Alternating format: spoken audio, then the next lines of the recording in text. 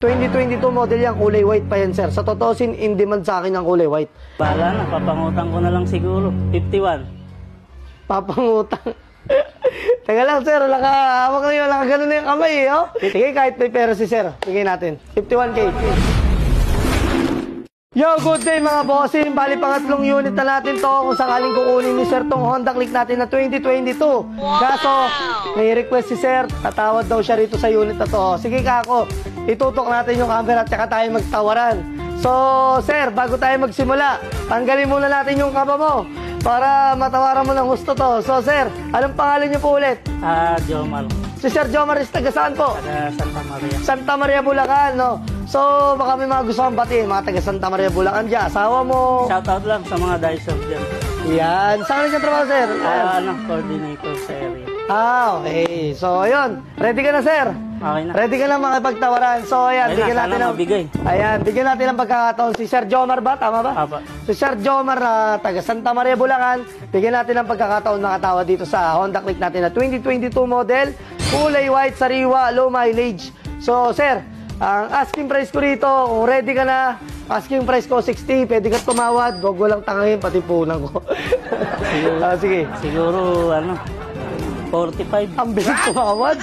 Kasi sumiguro agad, 45. Tinanggal ka agad yung 15 mil. 15 mil ba? Tama ba? O, 15 mil ka agad tinanggal.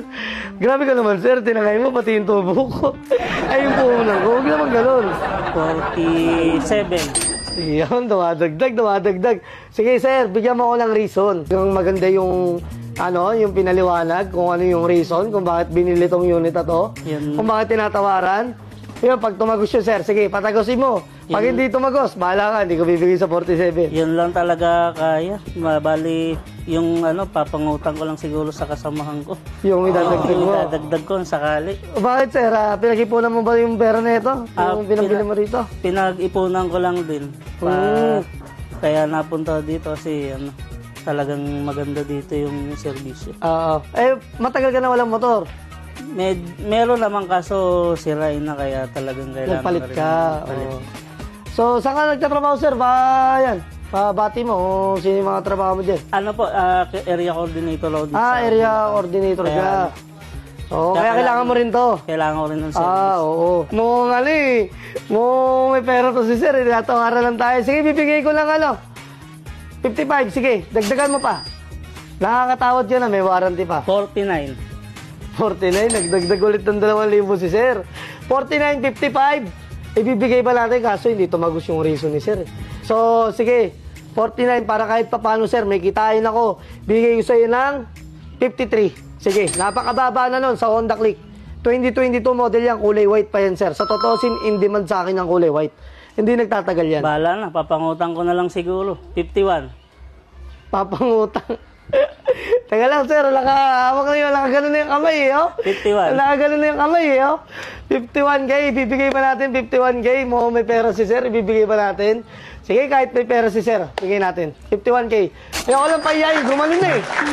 Gumanon na, eh. So, sir, hindi natin papatagalin. Tanungin kita kung bakit si Local Garage ang napili mo.